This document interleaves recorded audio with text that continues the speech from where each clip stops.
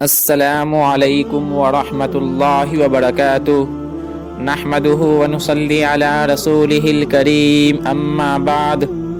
میرے محترم بزرگوں اور عزیزوں، اللہ رب العزت کا بہت بڑا احسان اور کرم ہوا کہ اللہ رب العزت نے ہم لوگوں کو ایمان کی دولت سے نوازا، اور مزید کرم یہ ہوا کہ اللہ رب العزت نے ہم لوگوں کو ابھی دین کی باتیں کہنے اور سننے کی توفیق عطا فرمائی۔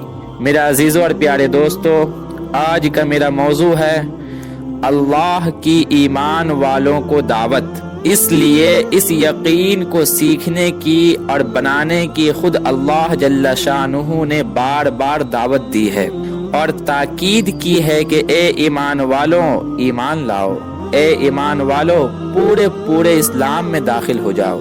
یا ایھا الذین کے ذریعے جتنی بھی دعوت دی ہے وہ سب کی سب ایمان والوں کو دعوت دی گئی ہے۔ اللہ جل شانہ کی قدرت سے فائدہ اٹھانے کے لیے لا الہ الا اللہ محمد الرسول اللہ والا یقین بنانا سب سے پہلی شرط ہے۔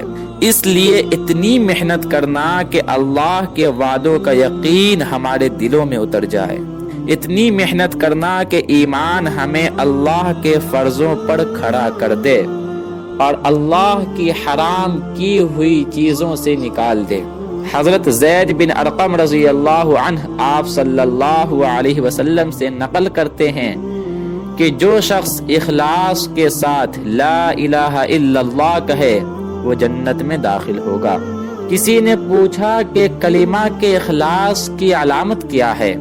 آپ صلی اللہ علیہ وسلم نے ارشاد فرمایا، حرام کاموں سے روک دے۔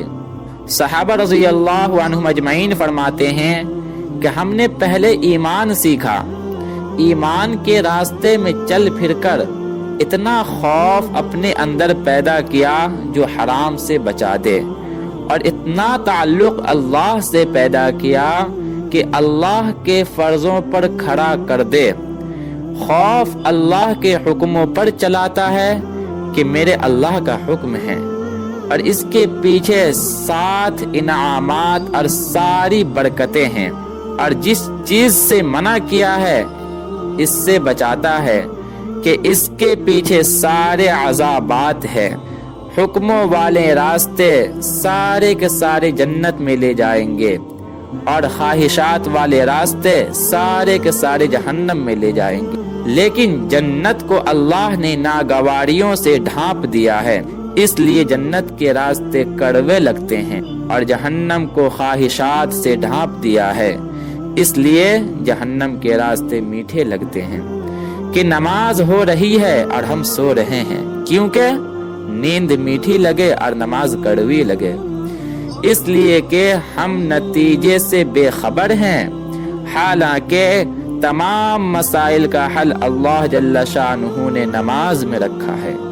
جب آپ صلی اللہ علیہ وسلم کو معراج میں بلایا تو تمام چیزوں کے خزانے بتائے گئے، اور ضرورت پڑنے پر ان چیزوں کو زمین پر اتارنے کے لیے نماز عطا کی۔